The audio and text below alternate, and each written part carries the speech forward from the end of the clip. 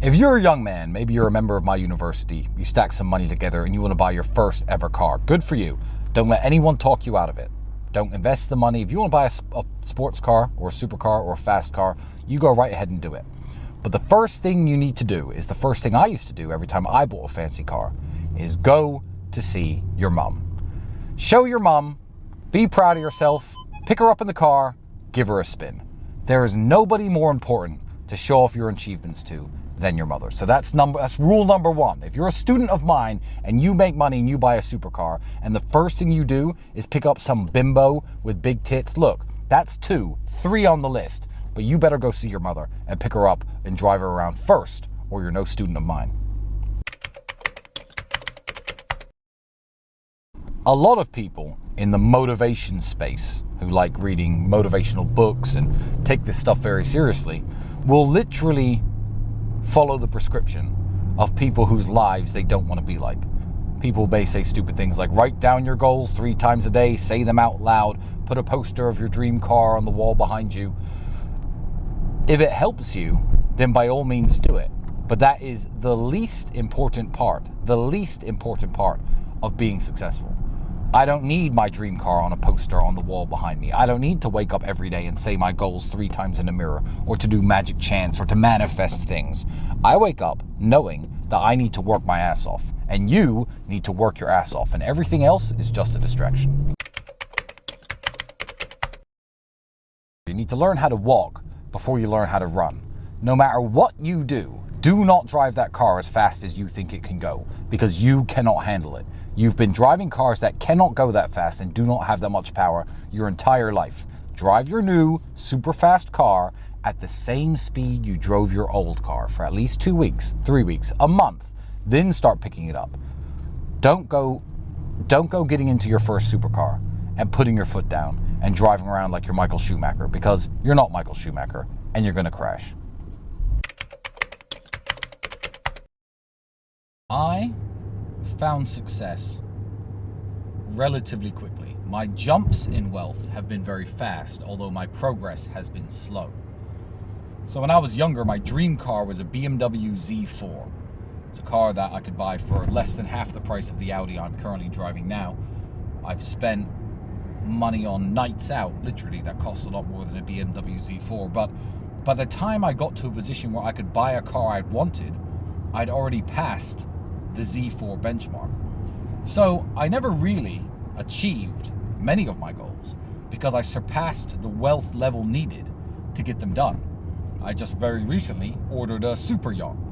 Now, 5 years ago, that wasn't on my to-do list, and I didn't even think I wanted one. And I got to the point where instead of buying a rowing boat and then a speedboat and then a small luxury yacht like those Lamborghini yachts that Conor McGregor has, I went straight for a 140-foot super yacht. I think that I can't really look back on many of my goals and have claimed to ever achieve them because I overachieved. And that's because I had a blind focus towards getting the work done. I remember the first time I realized that I was a cash millionaire. My brother and I were adding up all the money we had in all of our various accounts. And we had to take that amount of money and divide it by 2, because there's 2 of us, and see if we were cash millionaires. Now, I'd never been a cash millionaire in my life. And when I added up all my money and divided it, I had $1.3 million. I was so focused on what I had to do in terms of make money, stack it up, and put it away, that I'd sailed past the cash millionaire point probably 6 months, 5 months before that, and I didn't even realize. That is the level of blind focus that you need to have. A good first supercar for a young adult, it all depends on what you want in a car.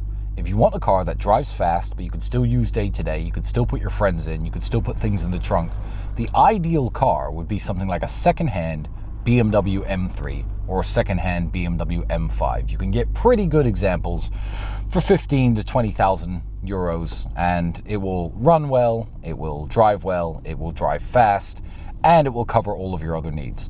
I think a first supercar is something you want to buy after you already have a day-to-day car. It doesn't matter what it is. It doesn't matter if it's a basic BMW or Audi or Fiat.